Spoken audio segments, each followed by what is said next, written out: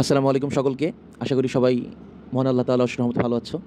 তো আজকে একটু এইচএসসি পরীক্ষার্থীদের জন্য তাদের জীববিজ্ঞানের প্রথম পত্রের প্রথম অধ্যায়ের একটা গুরুত্বপূর্ণ একটা পার্ট, এটা হচ্ছে ক্রোমোজোম সংখ্যা। সো এই ক্রোমোজোম সংখ্যা নিয়ে দেখা যায় যে তোমরা যারা আছো এইচএসসি পরীক্ষার্থী অথবা ফার্স্ট ইয়ার সেকেন্ড ইয়ার যারাই হও না কেন, তাদের কিছুটা হলেও একটু বেগ পেতে হয়। তো আমি আসলে আমার একাডেমিক টাইমে হচ্ছে এই জিনিসগুলো কীভাবে আর কি পড়েছিলাম বা কীভাবে মনে রেখেছিলাম, যতদূর পেরেছি তা একটু বলার চেষ্টা করব। সো আজকে একটু ছন্দের মাধ্যমে একটু পড়ার চেষ্টা করব। দেখবে যে এর সাথে তোমাদের হয়তো অনেকের সূত্রের বা ছন্দের মিল থাকতে পারে, যেটা আসলে আলটিমেটলি কোনো ব্যাপার না। আলটিমেটলি আমাদের হচ্ছে জিনিসটা যেন মনে থাকে, এটাই হচ্ছে আমাদের মেইন টার্গেট। তো চলো আমরা শুরু করি। তো সর্বপ্রথম আমরা যেহেতু মানুষ সৃষ্টির সেরা জীব, আমাদের মানবদেহে ডিপ্লয়েড সংখ্যক ক্রোমোজোম থাকবে এবং যে এই যে ক্রোমোজোম সংখ্যা টোটাল হচ্ছে 46টা, যার মধ্যে ইউনিক ক্রোমোজোম হচ্ছে 23টা। এখন আসি, আমরা যেহেতু মানুষ, সো আমাদের পরিধেয় বস্ত্র অথবা কাপড় চোপড় পরা একটা অত্যাবশ্যক একটা জিনিস।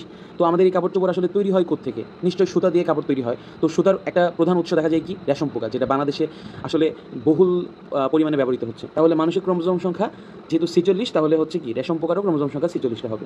মানুষের থেকে বড় একটু দেখতে কেমন হবে? গরিলা। তো গরিলার খাবার কি? আমরা মনে রাখবো গরিলা খায় হচ্ছে গোলালু। তো আমাদের ছন্দটা হচ্ছে গরিলা খায় গোলালু। সো যেহেতু গরিলা যেহেতু মানুষ থেকে বড়, মানুষের ক্রোমোজোম সংখ্যা 46টা, তাহলে গরিলার ক্রোমোজোম সংখ্যা হচ্ছে 2টা বেশি হবে, 48টা। এবং যেহেতু গরিলা গোলালু খাবে, তাহলে গোলালুর ক্রোমোজোম সংখ্যা 48টাই হবে। আচ্ছা, এখন আসি যে মানুষের থেকে একটু আকারে ছোট কি আছে? মানুষ আসলে আমরা যে যারা আসলে শৌখিন মানুষ, তারা অনেক ক্ষেত্রে কী পালন করে? খরগোশ। সো খরগোশের প্রিয় খাবার হচ্ছে কলা। এখন যেহেতু খরগোশ যেহেতু মানুষ থেকে ছোট, তাহলে ক্রোমোজোম সংখ্যাও নিশ্চয়ই ছোট হবে। তাহলে 46 থেকে 2টা আমি যদি বাদ দিই, কত থাকে? 44টা। সো খরগোশ যেহেতু কলা খাবে, তাহলে খরগোশ এবং কলার ক্রোমোজোম সংখ্যা হচ্ছে কয়টা? 44টা। আচ্ছা, এখন আসি যে আমরা যারা হচ্ছে মুসলমান ধর্মাবলম্বী আছি, তারা হচ্ছে কুরবানি ঈদ হোক অথবা দৈনন্দিন জীবন হোক, আমরা গরু ছাগল খেয়ে থাকি। তো এই গরু ছাগলকে আমরা যদি হচ্ছে এদের ক্রোমোজোম সংখ্যা কত? এদের ক্রোমোজোম সংখ্যা হচ্ছে কত? 60 আর কি, 59 60, ওই 60। সো এখন এই জিনিসটা মনে রাখা যায় কীভাবে? যেমন 1 ঘন্টা সমান কত? 60 মিনিট। দেন 1 মিনিট সমান কত? 60 সেকেন্ড। সো সময়ের একক হিসেবে এটাকে চিন্তা করা যায় ওইভাবে।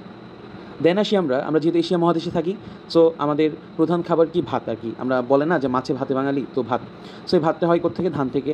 এবং যারা একটু হচ্ছে মধ্যবিত্ত বা নিম্নবিত্ত, তারা কী খায়? টমেটো দিয়ে ভাত খাবে, হ্যাঁ। সো টমেটো আর ধান এদের তাহলে কি মানে মানুষজন কি 24 ঘন্টায় ধরো যে খায়, হ্যাঁ। বাংলাদেশের একটা এলাকার মানুষজন 24 ঘন্টায় খাওয়া দাওয়া করে। সো তাহলে কী হবে যে একদিনে যেহেতু 24 ঘন্টা, তাহলে কী হবে? ধান এবং গমের ক্রোমোজোম সংখ্যা কত হবে? 24।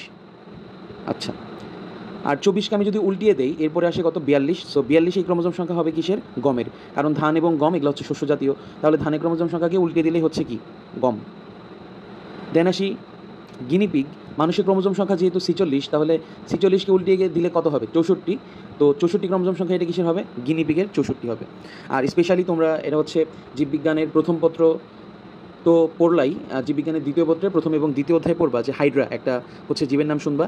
সো হাইড্রার ক্রোমোজোম সংখ্যাটা আসলে অনেক ইম্পর্টেন্ট। এটা হচ্ছে কত? 32। ঠিক আছে, 64কে আমি যদি অর্ধেক করি, তাহলে কী হবে? 32। এই 32টা ক্রোমোজোম কার থাকবে? হাইড্রার থাকবে। সো আসলে মোটামুটি দেখা যায় যে এই জিনিসগুলো মনে রাখতে পারলে আমরা অনেক কিছু আর কি দেখা যায় যে পড়া আসলে হয়ে যায়। সো সকলকে অনেক অনেক শুভকামনা। আশা করছি বুঝতে পেরেছ, এবং যদি ভালো লেগে থাকে তাহলে তোমাদের বন্ধুদের মেনশন করতে পারো বা শেয়ার করতে পারো। সকলকে ধন্যবাদ। আসসালামু আলাইকুম।